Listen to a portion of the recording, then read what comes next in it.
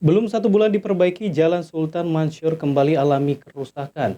Mulai terlihat kembali lubang di sekitaran lokasi jalan.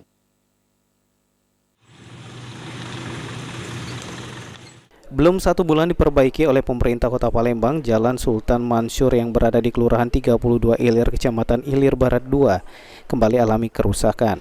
Dari pantauan tim liputan PAL TV, terdapat banyak lubang yang berdiameter cukup besar di sepanjang jalan tersebut.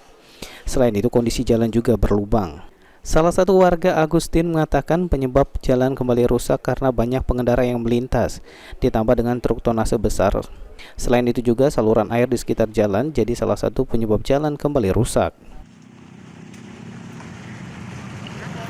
Ini sekarang kemarin itu kan mulai musim hujan itu terjadi kerusakan jalan ini ya udah cukup parah karena di sini mobil yang masuk bukan mobil kecil Pak, mobil truk, mobil mungkin udah kelas untuk antar kota, antar kabupaten atau antar provinsi, tapi udah banyak yang masuk karena mobil-mobil itu termasuk mobil semen. Di sini kan daerah banyak material pokok bangunan, jadi mobil itu bergerak yang kapasitas ini bukan jalan dia lagi pakai hancur sedikit di sini itu permasalahannya yang utama itu Ditambahkan Agustin, warga sudah meminta kepada pihak terkait untuk pembuatan saluran air. Hanya saja belum ada realisasi dari pemerintah. Senada salah satu warga lainnya, Neni, mengatakan setelah Lebaran pemerintah merencanakan pembuatan saluran air di Jalan Sultan Mansur, namun sampai sekarang pembuatan saluran air belum terlaksana karena tidak adanya saluran air menyebabkan jalan yang telah diperbaiki kembali rusak apabila hujan mengguyur. Juga seringkali terjadi kecelakaan pada saat pengendara melintas.